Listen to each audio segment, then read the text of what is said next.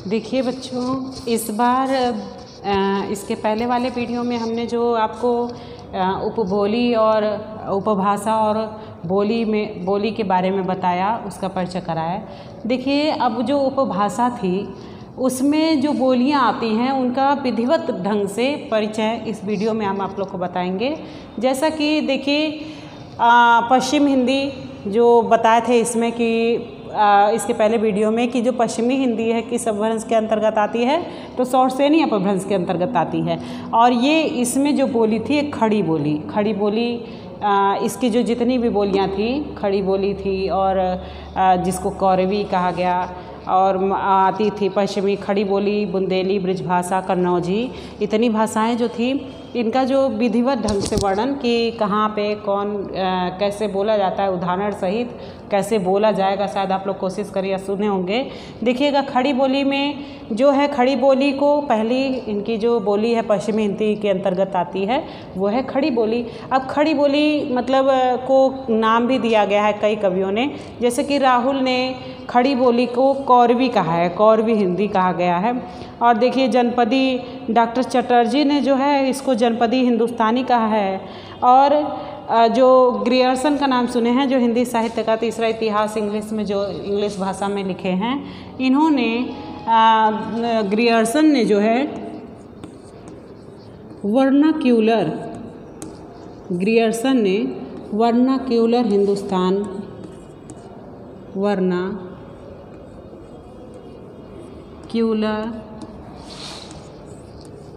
हिंदुस्तानी नाम दिया, हिंदुस्तानी। इन्होंने खड़ी बोली को वर्नाक्यूलर हिंदी के नाम से जाना। ग्रियर्सन ने, चटर्जी ने हिंदुस्तानी हिंदी, और राहुल ने कौरवी नाम से अक्सर पश्चिमी हिंदी को जाना जाता है। जैसा कि खड़ी, कई विद्वानों ने अपना अपना मतभेद दिया है। हरदेव बहारी ने इसका खड़ी का मतलब कहा है कि जो हरदेव बहारी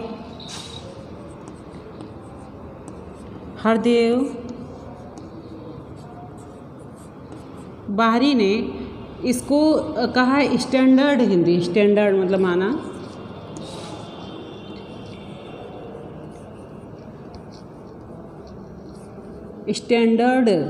स्टैंडर्ड मतलब हिंदी, स्टैंडर्ड हिंदी माना किसको? खड़ी बोली को हरदेव बहारी ने स्टैंडर्ड माना कि यही स्टैंडर्ड हिंदी है।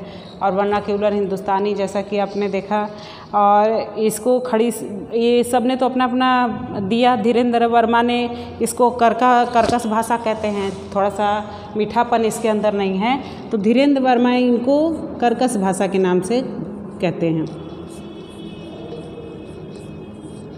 धीरेन्द्र वर्मा कर्कश भाषा कब बोलते हैं? बहुत प्यार में बोलते हैं। कैसे बोलते हैं? गुस्सा आते हैं तब बोलते हैं कर्कश भाषा, मतलब जिसमें मीठापन बिल्कुल भी ना हो।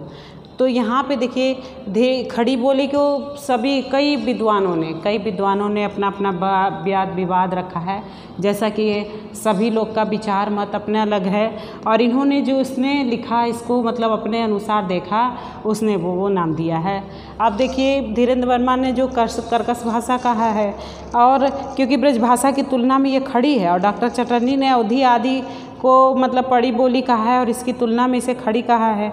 कुछ लोग खड़ी का अर्थ खरी या प्रचलित भाषा कहते हैं, अतएव खड़ी शब्द की उत्पत्ति विषय में कोई निश्चित मत नहीं है।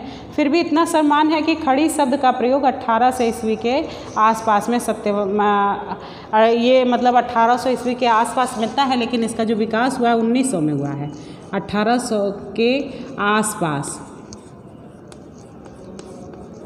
आसपास दिखता है, लेकिन इसका जो विकास है पूर्ण रूप से दिखाई दिया है तो वो 1900 ईस्वी में दिखाई दिया गया है। अब देखिए, 1900 में जैसे कि आप देखते हैं कि लल्लू लाल सदल मिश्र फोर्ट विलियम कॉलेज जब ये स्टार्टिंग हुई थी, वहीं से ये मतलब गिलक्राइस्ट आदि ने सर्वप्रथम इसका प्रयोग प्रारंभ किया। और उनके लेखों से पता चलता है कि उन्होंने अरबी फारसी शब्दों से रहित भाषा के लिए इस शब्द का प्रयोग किया है। अब इसमें है कि वर्तमान साहित्यिक हिंदी उर्दू दोनों ही खड़ी बोली पर आधारित है, और इस खड़ी बोली में 1900 ईस्वी से पहले केवल लोक साहित्य मिलता है, लेकिन 1900 ईस्वी के पश्चात साहित्यिक भाषा के रूप में ये 1900 के पश्चात ये साहित्यिक रूप में आई थी, साहित्यिक रूप में, साहित्यिक 1900 के बाद में ये साहित्यिक, पहले तो ये लोक भाषा के 1800 के जो आसपास थी ये लोक भाषा मानी गई कि लोक भाषा के अंतर्गत थी। लेकिन यहाँ 1900 से क्या हुआ, ये साहित्यिक रूप में सबके सामने आ गई। जैसा कि हम देखते हैं कि आधुनिक काल की जो शुरुआत है वो 1900 ईस्वी शताब्दी मतलब दिया गया ना, 1900 आधुनिक काल, और आधुनिक काल से ही खड़ी बोली का मतलब विकास हुआ है। वैसे तो आपने देखा कि आदिकाल में जो पहले सर्वप्रथम आदिकाल था, आदिकाल में जो अमीर खुसरो के द्वारा, अमीर खुसरो ने जिसका वर्णन किया था कि मतलब सबसे पहले प्रयोग किया था खड़ी बोली का, उन्होंने पहेलियाँ मुकर्रियाँ लिखकर आदिकाल में। लेकिन ये विकसित साहित्यिक रूप में नहीं, बस वही अमीर खुसरो ने सबसे पहले सर्वप्रथम मतलब प्रयोग किया था, और इसके उसी भाषा के अनुसार उनको एक पदवी मिली थी तोते हिंद का, अमीर खुसरो को, क्योंकि आदिकाल में। फिर आप देखिए इसके बाद आता है आपका भक्तिकाल। भक्तिकाल में भी कहीं खड़ी बोली का मतलब ज़्यादा वर्णन नहीं कहीं सुने हैं। फिर आप आ जाइए इसके बाद रीतिकाल में, रीतिकाल में भी खड़ी बोली में उतनी साहित्यिक रचना नहीं होती। और आप इधर आ जाइए आधुनिक काल में, तो आधुनिक काल में भी जब भारतेंदु युग है, भारतेंदु युग के जितने भी कवि हैं उन्होंने मतलब जो गद्य भाषा है वो तो मतलब खड़ी बोली में करना स्टार्ट किया, लेकिन पद था वो भी ब्रजभाषा में ही था, अभी मतलब ब्रजभाषा में था। लेकिन जो द्विवेदी युग आता है आधुनिक काल के, जो 1900 से बाद में जब द्विवेदी युग का विकास होता है, तो द्विवेदी युग में गद्य और पद्य दोनों ही क्या होता है, खड़ी बोली में, हिंदी में मतलब खड़ी बोली में लिखा गया है। जैसा कि आप देखते हैं कि तभी इसका विकास करते हैं साहित्यिक रूप में। जैसे जितने भी कवियों ने देखिए लिखा है, निराला पंत और भारतीय मतलब आधुनिक काल के जितने भी कवि हैं आगे आते गए, उन्होंने क्या किया, अब साहित्यिक रूप दिया खड़ी बोली को, और वहीं से खड़ी बोली मतलब प्रचार प्रसार हो गया। अब खड़ी बोली के बारे में है कि खड़ी बोली जो है इसको बताना मतलब कि इसका जो विकसित रूप है प्रतिष्ठा गद्य पद दोनों में जब होने लगा, तो इस भाषा ने ब्रज और अवधि दोनों का उपस्थ कर दिया।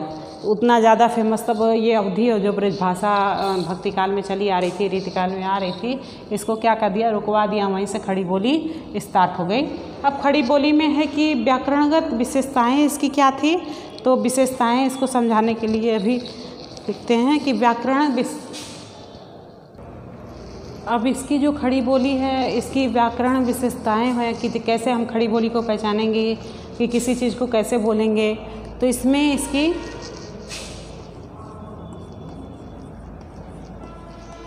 व्याकरणगत विशेषताएं,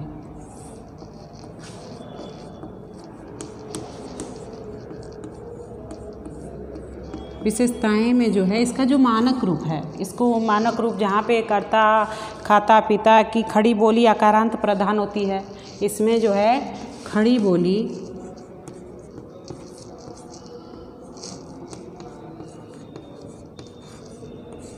आकारांत प्रधान होती है, आकारांत प्रधान होती है।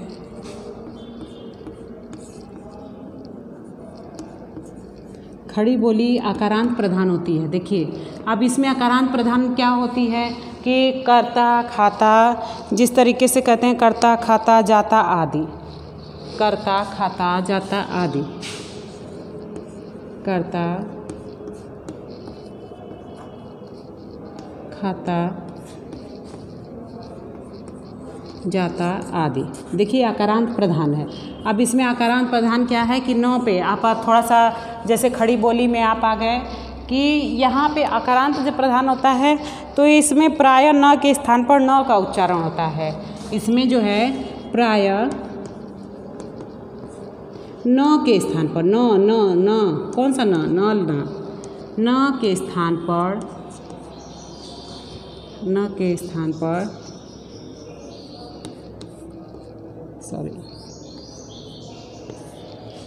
प्राय न के स्थान पर ड़ का प्रयोग होता है, ड़ का प्रयोग होता है।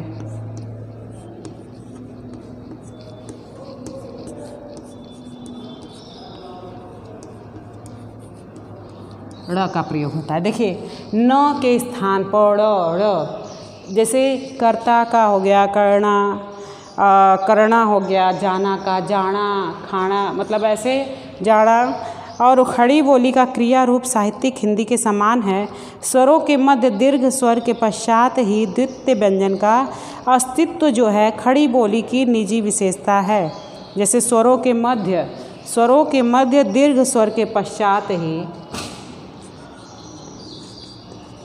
स्वरों के मध्य दीर्घ व्यंजनों के पश्चात ही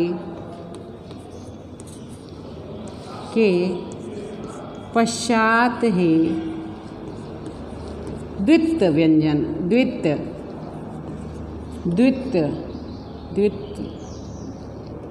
द्वितीय। देखिए स्वरों के मध्य जो है, स्वरों के मध्य जो दीर्घ स्वर है, दीर्घ स्वर रहेगा, दीर्घ स्वर के पश्चात द्वितीय व्यंजन, जैसे बेटा कह रहे हैं, बेटा तो क्या हो जाएगा बेटा, द्वितीय व्यंजन मतलब 2 बार उसका वर्णन क्या होता है, द्वितीय व्यंजन का प्रयोग होता है। वहाँ पे अस्तित्व खड़ी बोली की निजी विशेषता है। द्वितीय व्यंजन का जो अस्तित्व है वो खड़ी बोली की विशेषता है। द्वितीय व्यंजन का अस्तित्व ही खड़ी बोली की विशेषता है। अब इसमें आ गया खड़ी बोली की विशेषता में, खड़ी बोली की जो विशेषता है, अब इसमें द्वितीय व्यंजन में क्या हो गया, बेटा जैसे लिख रहे हैं, बेटा ये हो गया ना बेटा, तो इसको द्वितीय व्यंजन का प्रयोग करेंगे तो क्या हो जाएगा, स्वर के बाद ये हो जाएगा आपका बेटा। द्वितीय व्यंजन 2 बार व्यंजनों का वर्णन हो रहा है कि बेटा। अब खड़ी बोली में अरबी फारसी के शब्दों की जो क्या होती है, बहुलता होती है। इसमें जो खड़ी बोली में जो अरबी फारसी है, बेटा हो गया, अरबी फारसी की बहुलता, थोड़ा सा इसकी भाषा ब्रज भाषा में भी आपका मिलेगा, अरबी फारसी की बहुलता होती है, अरबी फारसी की बहुलता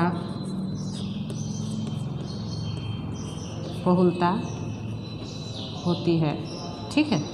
अब यहाँ पे खड़ी बोली में व्याकरण विशेषताओं में हो गया कि खड़ी बोली आकारांत प्रधान होती है, जैसे कर्ता, खाता, जाता आदि। और प्रायः न के स्थान पर ण का प्रयोग होता है। और स्वरों के मध्य दीर्घ स्वर के पश्चात द्वितीय व्यंजन का अस्तित्व ही खड़ी बोली का मतलब खड़ी बोली की मुख्य विशेषता है। जैसे कि बेटा का हो गया बेटा, अरबी फारसी की इसमें बहुलता पाई जाती है खड़ी बोली में। अब देखिए इसके बाद जो है पश्चिम हिंद की दूसरी बोली है आपका ब्रजभाषा। ब्रजभाषा जो है, इसमें ब्रजभाषा में जो है मुख्य क्षेत्र केंद्रीय दोआब तथा दिल्ली के दक्षिणी भाग से लेकर इटावा का प्रदेश है। ब्रजभाषा को देखिए अंतर्वेदी के नाम से भी जाना जाता है, कई भुक्सा कहते हैं, मतलब धौलगिरी, कई नामों से जाना गया, लेकिन ब्रजभाषा जब सबसे ज़्यादा फेमस है। जैसा कि इसका शताब्दियों तक हिंदी की साहित्यिक भाषा के रूप में सर्वमान रही है। ये कई शताब्दियों तक मतलब भक्तिकाल और रीतिकाल में बड़ी सर्वमान्य रही थी ब्रजभाषा। आप देखे हैं कि भक्तिकाल की बहुत सारी रचनाएं, सूरदास तो देखिए ब्रजभाषा में ही सारी रचना किए हैं। ब्रजभाषा में इन्होंने जो रचना की और इससे ये सर्वमान्य मानी गई है। भक्तिकाल के अष्टछाप कवियों, अष्टछाप के जितने कवि हैं, 8 कवि हैं ना अष्टछाप में, आपके एक वीडियो में है अष्टछाप के सभी कवि, लेकिन इसमें जो ब्रजभाषा में रचना करने वाले तो सूरदास अष्टछाप कवि, 8 कवि ब्रजभाषा के मुख्य। ये सर्वमान्य इसीलिए मानी जाती है कि साहित्यिक रूप में इसका प्रयोग आधुनिक काल में भारतेंदु युग जैसे रीतिकाल के सभी कवि, रीतिकाल के जितने भी हैं, भक्तिकाल के जो हैं अष्टछाप के कवि, भक्तिकाल के अष्टछाप के कवि,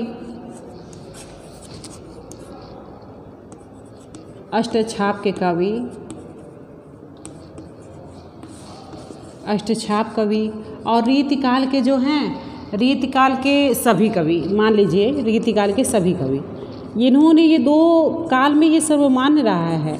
रीतिकाल के सभी कवि ब्रज भाषा में रचना करते हैं। यहाँ तक कि देखिए आधुनिक काल में है, आधुनिक काल में रसाल हुए, भारतेंदु जी हुए, कई कवियों ने है कि जो आधुनिक काल में भी इनका कवि रत्न रसाल जैसे कवियों ने ब्रज भाषा में उच्च कोटि के काव्य ग्रंथों की रचना की है। ब्रज भाषा का महत्व तो इससे भी पता चलता है कि ये ब्रज प्रदेश के बाहर बंगाल तक के कवियों ने इसमें साहित्यिक रचना लिखी है। देखिए ब्रज भाषा में क्यों कि देखिए ये एक वहाँ के साहित्य एवं कवियों पर ब्रजभाषा का अत्यधिक प्रभाव पड़ा है। कहा गया है कि बंगाल में इसे ब्रजबुली के नाम से इसका एक अलग रूप चल पड़ा है जो कृत्रिम होने पर इसका महत्व बतलाता है। देखिए बंगाल में जो है इसका एक नाम अलग पड़ गया है, ब्रजबुली। बंगाल में लोग इसे कहते हैं ब्रजबुली। ब्रजबुली नाम से बंगाल के लोग कहते हैं। अब ब्रजभाषा इसलिए भी देखिए बहुत फेमस है कि जो आपके महान ईश्वर जिसकी आप पूजा करते हैं कृष्ण की, कि इसका जो उत्पत्ति है सौरसेनी प्राकृत से हुई थी।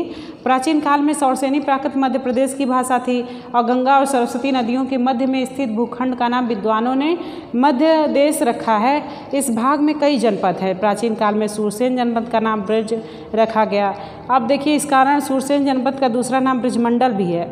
और गृहस्थर ने कहा कि ब्रजभाषा जिसके नाम पे इनकी मतलब ब्रजभाषा बोली गई यहाँ पे कि ब्रजमंडल की जगह है। और सबसे बड़ी बात ये कि जिस कृष्ण को, जिस श्याम को, जिस भगवान को हम पूजते हैं उनकी ये भाषा मानी गई है। ये तो इसकी बहुत बड़ी उपलब्धि है, ब्रजभाषा की बहुत बड़ी उपलब्धि है। और बहुत अच्छा मतलब इसका विकास है कि जिस आराध्य की हम पूजा करते हैं उस आराध्य का वर्णन इस भाषा में विकसित किया गया है। इस भाषा के माध्यम से लोक जन को पहुंचाया गया है। इसके लिए ये बहुत महत्वपूर्ण मानी जाती है क्योंकि ये है कि ब्रजभाषा का मुख्य क्षेत्र है कि दोआब तथा इसके समवर्ती इलाका दिल्ली के दक्षिणी भाग से लेकर इटावा तक का प्रदेश है। और इन्होंने देखिए कई लोगों ने कहा कि ब्रजभाषा का प्रयोग भरतपुर के अधिकांश भाग, धौलपुर, करौली, ग्वालियर के पश्चिम भाग तथा जयपुर के पूर्वी भाग में होता है। उत्तर में गुड़गांव के पूर्वी भाग में बोली जाती है।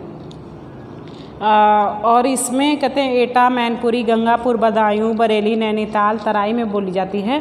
अब ब्रजभाषा बोलने की संख्या 1 करोड़ 30 लाख है माना जाता है। अनुमानतः कोई गिनता नहीं है क्योंकि बोलने वाले तो कई जगह पे बोलते हैं। माना गया है कि 1 करोड़ तक है जनता कि ये बोलने वाली है कि 30 लाख है बोलने वाली कि 1 करोड़ 30 लाख है। सोचिए 1 करोड़ 30 लाख है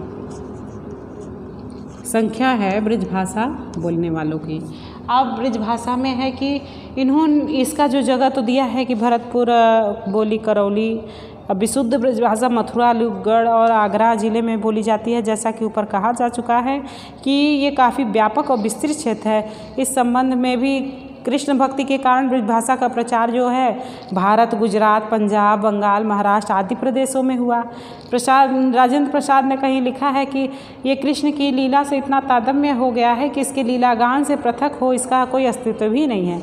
इस बात का ज्ञान केवल इन्हें गिने कुछ लोगों को ही होगा कि ब्रजभाषा नहीं जानता कि किसी अन्य बोली का भी किसी महाविभूति की जीवन लीला में इतना तादात्म्य है। मेरी जानकारी में तो ये गौरव ब्रजभाषा को ही मिला है। मेरी जानकारी में तो ऐसा है ना कि ये गौरव जो है ब्रजभाषा को ही मिला है कि जो महान विभूति हमारे आराध्य का वर्णन करने वाली ये भाषा है। आपके साहित्य में इसी भाषा में उनका वर्णन अधिकतर देखा जाता है। ब्रजभाषा के सूरदास जी देखिए, अष्टछाप के जितने कवि हैं उन्होंने कृष्ण के, भगवान कृष्ण के प्रचार प्रसार में इसी भाषा का प्रयोग किया है।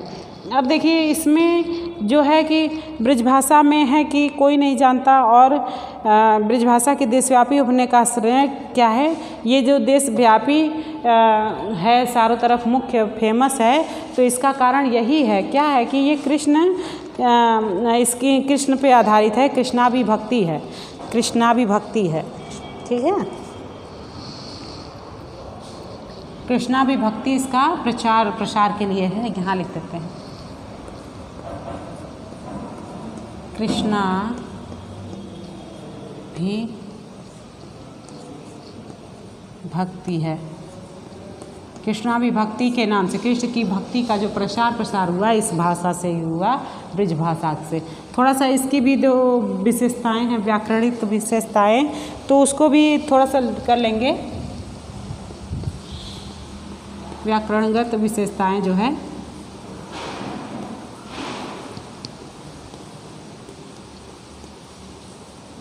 विशेषता इसमें क्या है कि जैसे ब्रज भाषा में खड़ी बोली में आ का प्रयोग ओ या अ हो जाता है।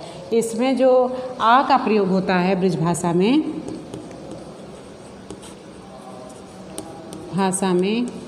आ का प्रयोग, आ का प्रयोग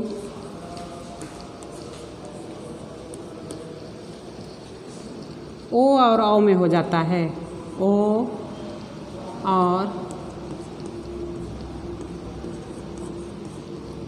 औ में हो जाता है।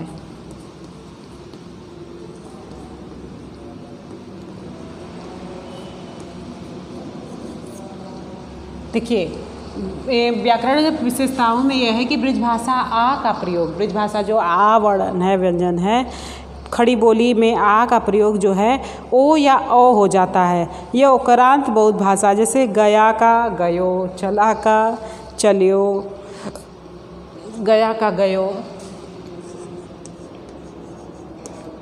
गया का गयो, चला का चलियो, चलियो। देखिए, गया आ का ओ और औ आ का फिर इसमें औ, चलियो, आयो, जाओ, ऐसे बोलते हैं ना, आयो, गयो, चलियो।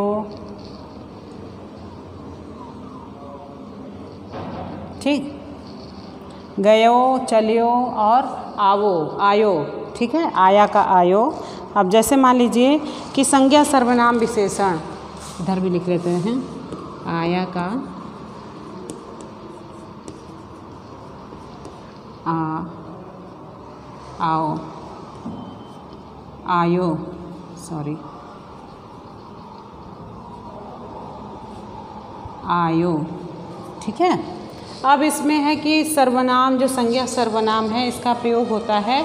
तो संज्ञा सर्वनाम में क्या होता है कि संज्ञा सर्वनाम विशेषण आदि में ये परिवर्तन दिखाई देते हैं, संज्ञा सर्वनाम में परिवर्तित दिखाई देते हैं। वहाँ पे क्या होता है, संज्ञा सर्वनाम में परिवर्तन, संज्ञा सर्वनाम में जो परिवर्तन होता है तो वहाँ पे क्या होता है, मेरा का मेरोते,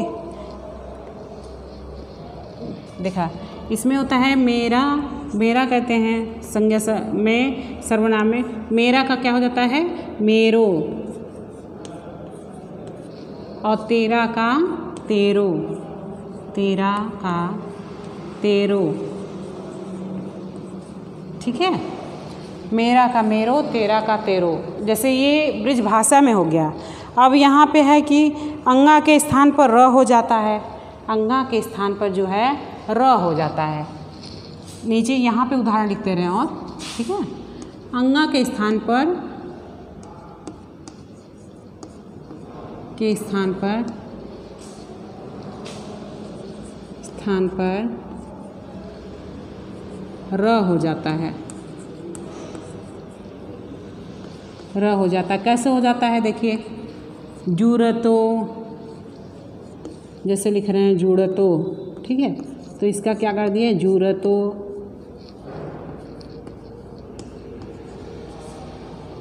पढ़तो का लिखना है, पढ़तो का लिखना है तो परतो, जुड़ता, जुड़तो, पढ़ता, पढ़तो, इस तरीके से इसका वर्णन होता है। अब इसमें यह है कि अंगा के स्थान पर तो हो गया, और इसमें सर्वनाम में मैं के स्थान पर हाँ हो जाता है। सर्वनाम जो है, सर्वनाम मैं के स्थान पर, के स्थान पर ह हो जाता है,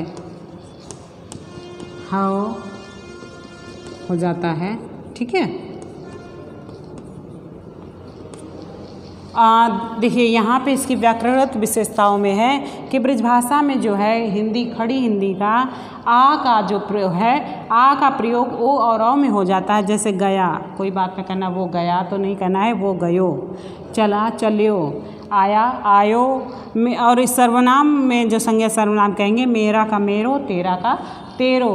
अब अंगा के स्थान पर ड़ हो जाता है, ड़ के स्थान पर र हो जाता है।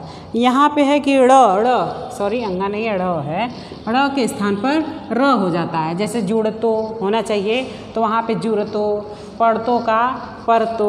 अब इसमें है कि आगे की बहुवचन का जो रूप है सर्वनाम में मैं के जगह पे मोको, मोहिको, मुझको। ठीक है, मैं के स्थान पर मुझको, मेरो, मेरो, मुझको,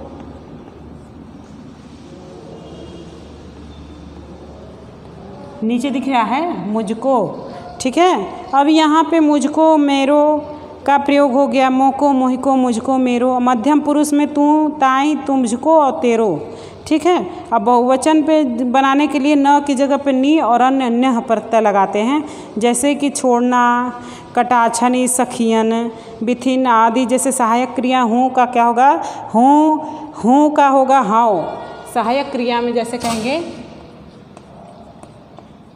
सहायक क्रिया में जो है हूँ करना है तो उसका क्या करेंगे, हाओ। ठीक है, हूँ का हाओ कहेंगे।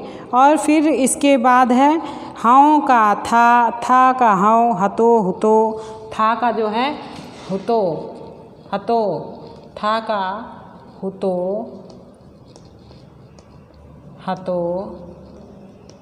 ठीक है, अब इसमें ब्रजभाषा में जो संयुक्त वर्णों का प्रयोग प्राय कम होता है। जैसे निर्गुण में निर्गुण हो जाता है। इसमें क्या होता है, संयुक्त वर्णों का प्रयोग कम हो जाता है, संयुक्त वर्णों का प्रयोग कम हो जाता है, जिससे क्या करते हैं, निर्गुण लिखना है तो उसको क्या कहेंगे, निर्गुण। निर्गुण को क्या कहेंगे, निर्गुण। ठीक है, ये हो गया आपका ब्रजभाषा। यहाँ ब्रजभाषा में यही समझिए आ का ओ, औ हो जाता है, औ। जहाँ पे ओ की मात्रा और दो डबल खड़ी छोटी, ट्रिक मतलब ऐसे जानते हैं कि वहाँ हो, वहाँ ब्रजभाषा है। आपका मेरो मैया मोरी मैं चंद्र खिलौना लई हूँ। हाँ, इसमें जो जितनी भी पंक्ति आप देखेंगे कृष्ण में हाँ ओ का प्रयोग अधिकतर होता है, मरियो, हतो। ठीक है, अब इसके बाद है आपका इसके बाद कई वर्णन है कि ब्रजभाषा है, बुंदेली है। ठीक है, और कन्नौजी में है, कान्य कुंज कन्नौज, किसी कन्नौज नगर में। अब इसके देखिए, आप तो ब्रजभाषा के बारे में समझ गए। इसके बाद आपको कन्नौज के बारे में थोड़ा सा बता देते हैं जो खड़ी बोली में है।